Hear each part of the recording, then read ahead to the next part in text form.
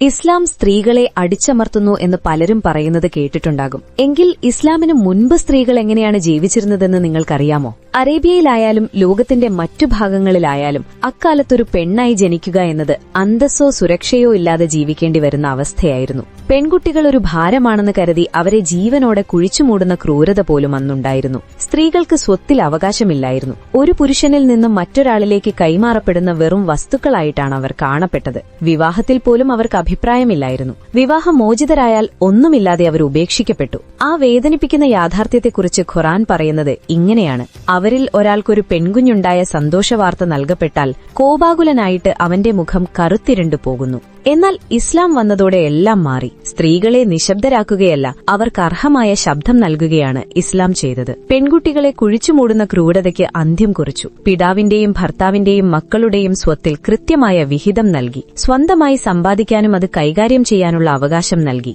വിവാഹത്തിൽ സ്ത്രീകളുടെ ഇഷ്ടം നിർബന്ധമാക്കി. അനീതി നേരിട്ടാൽ വിവാഹമോചനം തേടാനുള്ള അവകാശവും നൽകി. അറിവ് നേടുന്നതൊരു കടമയാണെന്ന് പഠിപ്പിച്ചു. പ്രവാചകൻ പറഞ്ഞു, അറിവ് തേടുക എന്നത് ഓരോ മുസ്ലിം സ്ത്രീക്കും പുരുഷനും നിർബന്ധമാണ്. മാതാവിനെക്കുറിച്ച് പ്രവാചകൻ പറഞ്ഞു, സ്വർഗം നിങ്ങളുടെ മാതാവിന്റെ പാദത്തിനടിയിലാണ്. പെൺകുട്ടികളെ വളർത്തുന്നതിനെക്കുറിച്ച് അവിടുന്ന് പഠിപ്പിച്ചത്, ആരാണോ പെൺമക്കളെ ക്ഷമയോടും കരുണയോടും കൂടി വളർത്തുന്നത് അവൾ ആ പിതാവിന് നരകത്തിൽ നിന്നുള്ള പരിചയായിരിക്കും. ഒരിക്കൽ അപമാനമായി കരുതിയ പെൺകുട്ടി ഇന്ന് സ്വർഗത്തിലേക്കുള്ള വഴിയായി മാറി. മകളായും ഭാര്യയായും മാതാവായും ഓരോ ഘട്ടത്തിലും സ്ത്രീക്ക് ഉന്നതമായ സ്ഥാനമാണ് ഇസ്ലാം നൽകുന്നത്. അവളെ അടിച്ചമർത്തുകയല്ല, മറിച്ച് എല്ലാ റോളുകളിലും ആദരിക്കാനാണ് ഇസ്ലാം പഠിപ്പിക്കുന്നത്. ഇസ്ലാം സ്ത്രീകളെ ആദരിക്കുന്ന ഈ രീതിയിൽ നിങ്ങൾക്ക് അഭിമാനം തോന്നിയെങ്കിൽ അല്ലാഹു അക്ബർ എന്ന് താഴെ കമന്റ് ചെയ്യൂ. ഈ വീഡിയോ ഇഷ്ടമായെങ്കിൽ ലൈക്ക് ചെയ്യാനും ഷെയർ ചെയ്യാനും മറക്കരുത്. കൂടുതൽ വീഡിയോകൾക്കായി ഈ ചാനൽ